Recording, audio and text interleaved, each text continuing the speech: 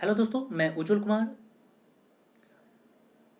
हम लोग modern India को पढ़ रहे थे, जिसमें कि आज से हम लोग स्टार्ट करने वाले हैं इंडियन नेशनल मूवमेंट यानी भारतीय राष्ट्रीय आंदोलन 1885 से लेकर 1947 तक की हर एक घटनाओं को, हर एक चीज़ों को हम लोग बारीकी से पढ़ने वाले हैं। ठीक है। और इंडियन नेशनल मूवमेंट यानी भारतीय राष्ट्रीय आंदोलन को विभिन्न चरण में बांटा गया है। उस चरण के बारे में हम लोग एक एक चरण को अलग अलग पार्ट में डिवाइड करके हम लोग पढ़ने वाले हैं। जैसे कि हम लोग बता दें आपको, इसके विभिन्न चरण कौन से थे, डिफरेंट फेजेस कौन से थे।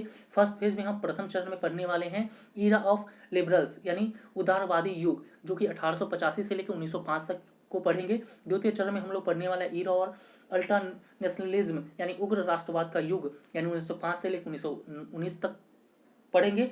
तृतीय चरण में हम लोग पढ़ने वाले क्रांतिकारी गतिविधियों का चरण, जो कि 1905 से 1915 तक और फिर 1924 से 1946 तक को पढ़ने वाले हैं। ठीक है। फिर बात करें चौथे चरण में हम लोग पढ़ने वाले हैं गांधीवादी युग के बारे में, जो 1919 से 1942 तक को पढ़ने वाले हैं। पांचवें चरण में हम लोग पढ़ेंगे स्वतंत्रता की ओर। ठीक है, 1942 से 1947 तक की पढ़ेंगे। इस प्रकार से ये 5 चरण में आपका पूरी के पूरा भारतीय राष्ट्रीय आंदोलन समाप्त हो जाएगा। तो चलिए हम लोग पहले चरण को स्टार्ट करने वाले हैं, जो कि है हमारा उदारवादी युग, ईरा ऑफ लिबरल्स। ये 1885 से 1905 तक की घटनाओं को हम लोग इसमें पढ़ने वाले हैं। आप किसी भी वनडे एग्जाम की तैयारी करते हो, सभी वनडे एग्जाम के लिए मेरा चैनल बहुत ही बेनिफिट साबित होगा। और मैं बता दूं, मेरा चैनल, मेरे वीडियो को आप रिवीजन के तौर पे देखेंगे तो बहुत ही बेनिफिट साबित होने वाला है। आप कहीं से भी पढ़ते हो, मैं 2-2 घंटा 3-3 घंटा जो आप पढ़ने में समय लगता है, 10-10 घंटा पढ़ने में समय लगता है, तो उन चीज़ों को मैं 5 से 10 मिनट में सारी चीज़ों को क्लियर करके बता देता हूँ, ताकि आपका रिविजन बहुत ही फास्ट तरीके से हो पाए और एग्जाम में आप बेहतर अंक उठा पाए। चलिए हम बात करते हैं उदारवादी युग के बारे में। तो हम चलिए शुरू करते हैं। बात करते हैं 1885 में भारतीय राष्ट्रीय कांग्रेस की स्थापना हुई। ठीक है, इन चीज़ों को आप लोग जानते होंगे, अगर नहीं जानते हो तो जरा समझ लीजिए। 1885 में क्या हुआ, भारतीय राष्ट्रीय कांग्रेस की स्थापना हुई। और कांग्रेस की स्थापना 28 दिसंबर 1885 में की गई। कांग्रेस की स्थापना कब की गई, 28 दिसंबर 1885 में की गई। इसके जो फाउंडर थे, इसके जो संस्थापक थे, एवो ह्यूम थे। इसके फाउंडर कौन थे, एवो ह्यूम थे। अब नोट में कुछ लिखा गया, जरा उसको पढ़ते हैं। ठीक है। कांग्रेस का मतलब क्या होता है, लोगों का समूह होता है। कांग्रेस की मतलब क्या का मतलब क्या हुआ, कांग्रेस का मतलब हुआ लोगों का समूह। कांग्रेस वर्ड शब्द जो हुआ, ये उत्तरी अमेरिका से लिया गया था। कांग्रेस जो शब्द था वो कहाँ से लिया गया था, उत्तरी अमेरिका से लिया गया था। और इसका स्थान कहाँ था, बॉम्बे था। ठीक है, इसका स्थान बॉम्बे था। अब बात करते हैं आगे। तो इसका प्रथम अधिवेशन गोकुलदास तेज प्रताप संस्कृत विद्यालय में हुआ। ठीक है, इसका जो प्रथम अधिवेशन हुआ, कांग्रेस के प्रथम अधिवेशन कहाँ हुआ, गोकुलदास तेजपाल संस्कृत कॉलेज में हुआ था। ठीक है। और इसके जो पहले अध्यक्ष कौन थे, डब्ल्यू.सी. बनर्जी थे। कौन थे, व्योमेश चंद बनर्जी। ठीक है, इसको हम डब्ल्यू.सी. बनर्जी भी बोलते हैं। और इसमें कुल कितने सदस्य थे, 72 सदस्य भाग लिए थे। ठीक है, इसमें कुल कितने सदस्य भाग लिए थे भारतीय राष्ट्रीय कांग्रेस में, तो 72 सदस्य भाग लिए थे। कांग्रेस के सचिव की बात करें, सेक्रेटरी की बात करें, तो एओ ह्यूम को बनाया गया था। कांग्रेस के सचिव कौन थे, एओ ह्यूम को बनाया गया था। हम आगे बात करते हैं। कांग्रेस की स्थापना के समय, कांग्रेस की स्थापना की प्रथम घोषणा जो की गई थी 5 दिसंबर 1885 को की गई थी। कांग्रेस की स्थापना की प्रथम घोषणा कब की गई थी, तो 5 दिसंबर 1885 को की गई थी। ठीक है, वो भी किसके द्वारा की गई थी, हिंदू पत्रिका में की गई थी। ठीक है, हिंदू मैगजीन के द्वारा की गई थी, हिंदू पत्रिका में की गई थी। और बात करते हैं इसके महत्वपूर्ण मेंबर्स के बारे में, इसके महत्वपूर्ण सदस्य के बारे में बात करें तो दादा भाई नौरोजी हो गए, डब्ल्यू.सी. बनर्जी हो गए। ठीक है, फिरोज शाह मेहता हो गए, दीन शाह। ठीक है, समझ रहे हैं मेरी बातों को। दीन शाह ई वाचा हो गए, केटी टैलंग हो गए, भी राघवाचारी हो गए, इस सुब्रमण्यम आदि, ये सभी इसके कौन थे, इसके महत्वपूर्ण सदस्य थे। ठीक है, आगे हम बात करते हैं सुरेंद्रनाथ बनर्जी के बारे में। तो सुरेंद्रनाथ बनर्जी कांग्रेस के पहले और दूसरे अधिवेशन में भाग नहीं लिया। ठीक है, सुरेंद्रनाथ जो बनर्जी थे वो कांग्रेस के पहले और दूसरे अधिवेशन में भाग नहीं लिया। आपसे पूछा जा सकता है कांग्रेस के पहले और दूसरे अधिवेशन में इनमें से कौन ऐसे व्यक्ति थे जिन्होंने भाग नहीं लिया, तो कौन थे, सुरेंद्रनाथ बनर्जी थे। ठीक है, हम बात करते हैं इसके इंटीरियर सेशन के बारे में, प्रारंभिक अधिवेशन के बारे में, यानी कांग्रेस के प्रारंभिक अधिवेशन के बारे में हम थोड़ा सा चर्चा कर लेते हैं। तो कांग्रेस का प्रथम अधिवेशन 1885 में बंबई में किया गया था।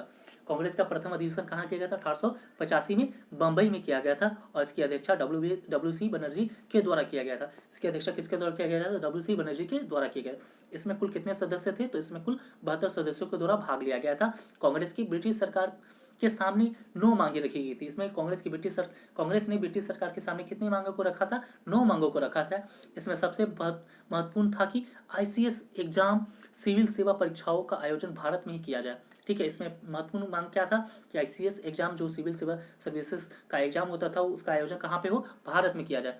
ठीक है। दूसरा अधिवेशन की बात करें, कांग्रेस का दूसरा अधिवेशन की बात करें तो कांग्रेस का दूसरा अधिवेशन 1886 में, दूसरा अधिवेशन कलकत्ता में हुआ था। ठीक है। इसकी अध्यक्षता जो किए थे कौन थे, दादा भाई नौरोजी के द्वारा किया गया था। और दादा भाई नौरोजी को ही कांग्रेस के प्रथम पारसी अध्यक्ष बने। कांग्रेस दादा भाई नौरोजी ही कांग्रेस के क्या बने, प्रथम पारसी अध्यक्ष बने। ठीक है। और इस अधिवेशन में सदस्यों की संख्या कितनी थी, 436 हो गई थी। ठीक है। जब दूसरा अधिवेशन हो इसमें इस अधिवेशन कांग्रेस इसमें सदस्यों की संख्या कितना हो गई, 436 हो गई। समझ रहे हैं मेरी बातों को। पहले अधिवेशन में कितना थे बताइए, पहले अधिवेशन हमने कितना बताया था सदस्यों की संख्या बताइए, चलिए बताइए, कमेंट कीजिए जल्दी से। पहले अधिवेशन कितना था बोलिए। तो पहले अधिवेशन में 72 सदस्यों ने भाग लिया था, लेकिन जब दूसरे अधिवेशन हुआ उसमें कितने सदस्य हो गए, 436 हो गए। अब बात करते हैं इस अधिवेशन में कांग्रेस के द्वारा कहा गया कि कार्यपालिका और न्यायपालिका का पृथक्करण किया जाए। इस अधिवेशन में कांग्रेस के द्वारा क्या कहा गया, कार्यपालिका और न्यायपालिका का पृथक्करण किया जाए। ठीक है। 1887 में कांग्रेस का मद्रास अधिवेशन हुआ। 1887 में कांग्रेस का मद्रास अधिवेशन हुआ। इसके इसके प्रथम मुस्लिम अध्यक्ष कौन बने, बदरुद्दीन तैयब बने।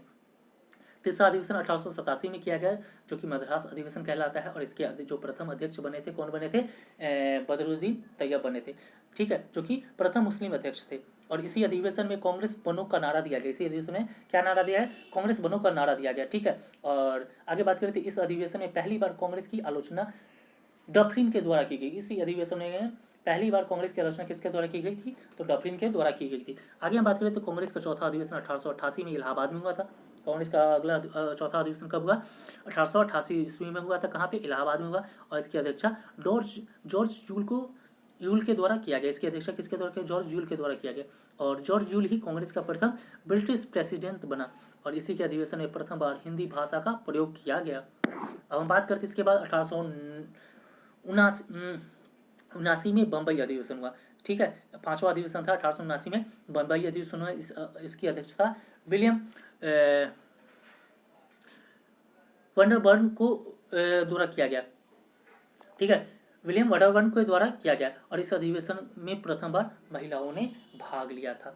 तो इस प्रकार से हम लोग की चीज़ें को हमने पढ़ा। अब इसके बाद हम लोग आगे पढ़ने वाले हैं। ठीक है। और मैं इसके बाद भी वीडियो लाऊंगा। अभी तो ये शुरुआत ही है, तो इन चीज़ों के बारे में आप इतना समझे होंगे। चलिए आगे भी हम लोग इन चीज़ों को जारी रखेंगे। मैं आशा करता हूँ आपको ये वीडियो अच्छी लगी होगी। आप मेरे चैनल पे नए हैं तो चैनल को सब्सक्राइब कर लीजिएगा, ताकि कोई भी गवर्नमेंट जॉब की तैयारी करते हो उसके लिए मेरा चैनल बहुत ही बेनिफिट साबित होगा। मैं बता दूँ रिवीजन के लिए तो बहुत ही बेनिफिट साबित होगा। अगर आप नहीं भी पढ़े हैं फिर भी आप मेरी बातों को सुनेंगे तो सारी चीज़ आपके दिमाग में फिट कर जाएगी और एग्जाम देने जाएंगे तो आपके लिए बहुत ही फायदा होगा। ठीक है। चलिए मिलते हैं अगले वीडियो में, तब तक के लिए धन्यवाद।